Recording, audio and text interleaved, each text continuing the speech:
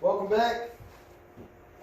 I know it's a little different, it's a little weird having to watch me on video, but that's not going to stop us. We're going to continue to push forward and achieve the great things we were on pace to achieve. Now, today, we're going to look at our standard RI 7.6. RI 7.6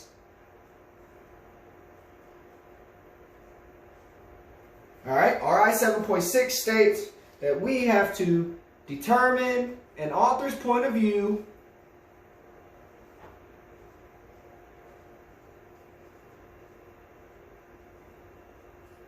and I'm going to shorten point of view for my laziness,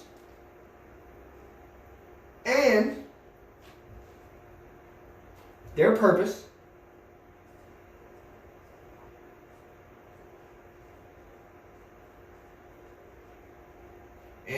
in a text, and analyze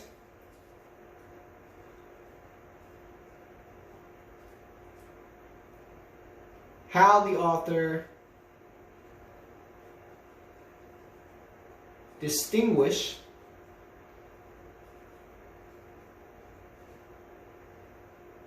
their position.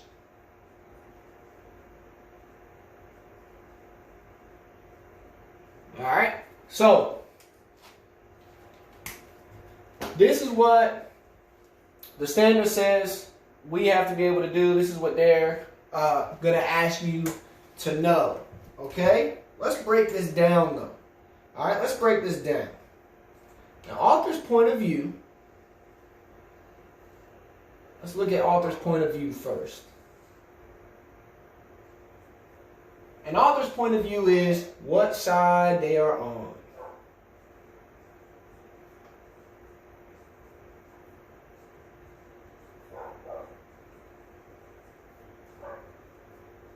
What side are they on? What side are they debating? Are they for this or against this? Take what's going on right now. Are they for social distancing, or are they against social distancing? Do they think it'll work? Do they think it won't? What side are they on? And then, once you determine what side they're on, you have to determine, are they biased? Do they have a reason to feel that way? If the debate was, who's the best teacher at Jackson Middle School, obviously I'm going to be biased. Because if I say Mr. Davidson, that's me. My bias is towards myself. But author's purpose is a little bit different. This is why did they write this article?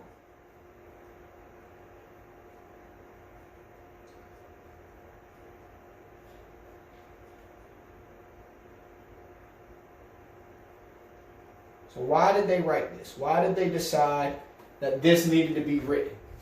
Now, I use acronyms. I know some of you hate it and you call me cheesy, but it's an easy way to remember.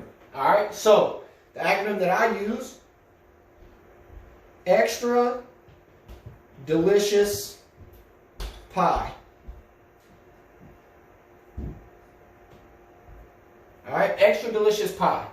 Alright, and each letter represents a different type of purpose that the author may have for writing this. So the E is to explain. Did the author write the article just to explain something to us or explain something to the reader?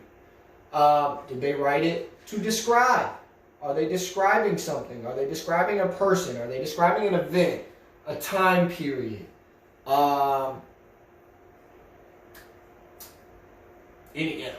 A scientific fact, a scientific finding. Are they describing something to you? The P is for persuade. This is the one, you'll see this a lot coming up, especially with the elections coming up. They're going to try, whether it be articles, news reports, commercials. These are all, the author's purpose in those is to persuade you to vote for one candidate over the other, or not necessarily you, but your family members, your relatives. The I is for inform. Maybe the author just wants to inform you of something that's going on. Wants to give you information about this virus, this COVID-19 stuff. And the last one is to entertain. The E is for entertaining. Maybe the author just wants you to have a good time reading their article. You see the E a lot in fiction work, but you see the first four mostly in nonfiction.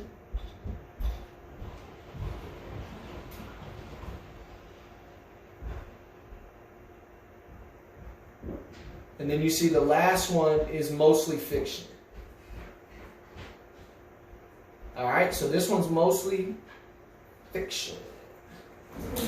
Alright, so now we know what the point of view is, we know what the purpose is. Now we got to figure out what we have to be able to do in order to master or to prove that we've mastered this standard. So, you need to pause the video to take the notes because I'm going too fast. Do that because I'm about to erase the whiteboard.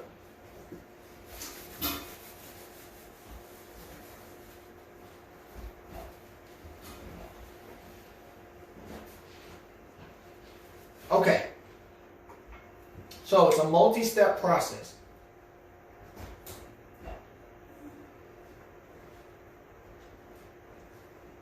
So how to 7.6.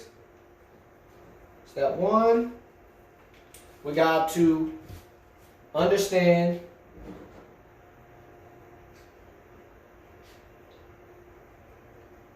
point of view and purpose, which we just talked about what those were. So you got to know, you got to understand what they are, you got to be able to pick them out. You have to decide what it is, okay, in the text or the article that we're reading. The second step is what we're going to talk about. The second one is how do they prove it?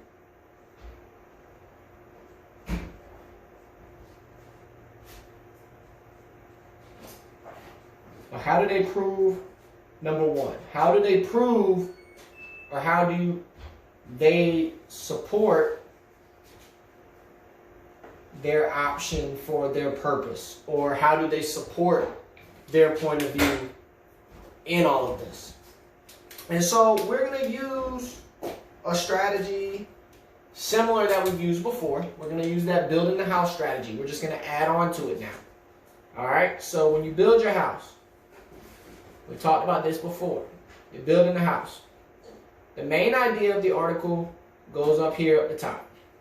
Right? The main idea of the article, what it's mainly talking about. The foundation are your paragraphs.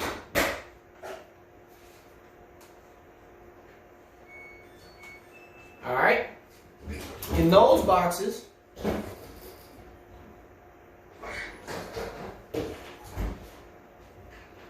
what do the paragraphs say? Okay? The next boxes underneath those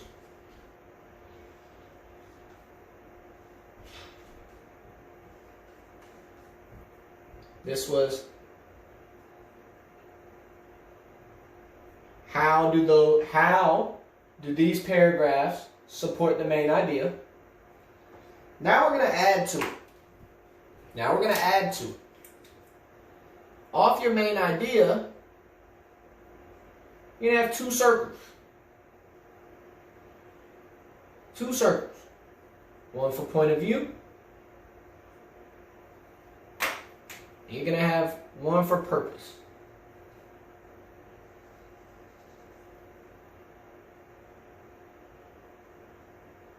One for point of view and one for purpose.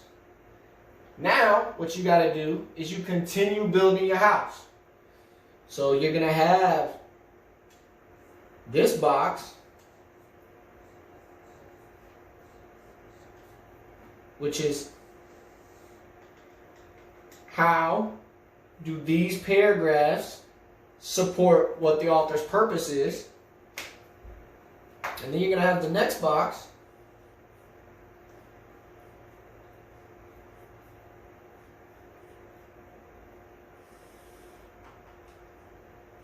which is how do these paragraphs support the author's point of view. And remember, you're going to group your paragraph based on how many paragraphs are in the article. So this may be 1 to 5, 6 to 10, 11 to 15, and 16 to 20. All right, so however many paragraphs are in the article, you group them into groups of 4. So divide the number of paragraphs by 4. The last grouping may have a shorter number of paragraphs than the rest. What do those groups of paragraphs say? That's that getting the gist. Give me a 1 to 2 sentence explanation of what those paragraphs say. From the first paragraph to the last paragraph in that group, this is what it's talking about. How is that important and how does that contribute to the main idea? And we've done this part before. All of this up is all review. We've done this. These last 2 sections are what we're going to add on to what we already know. All right, so how do these groups of paragraphs contribute to the author or prove the author's purpose? And how did this last grouping, how do they prove or contribute to the author's point of view? So we're going to do some practice. You're going to have a new ZLA article. It's going to be posted on Canvas. If you have any questions, you feel free to email me. I will answer them the best that I can. My email address is on the Canvas webpage under the announcements tab. All right? Y'all stay safe and good luck.